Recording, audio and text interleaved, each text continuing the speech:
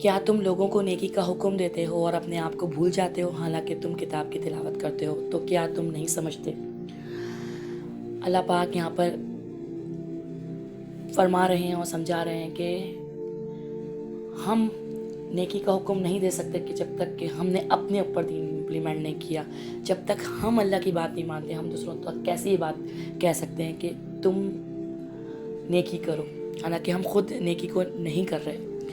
تو یہاں ان علماؤں کے بارے میں بھی سوچا جا سکتا ہے کہ جو صرف لوگوں کو نیکی کا حکم دیتے ہیں اور خود اس پر عمل پیرا نہیں ہوتے. وہ اتنے اپنے ذات میں وہ ہو جاتے ہیں کہ وہ کہتے ہیں جو وہ کہہ رہے ہیں بالکل وہ ٹھیک ہے. یقین کریں قرآن کی تفاسیر میں اتنی چینجز آ گئی ہے.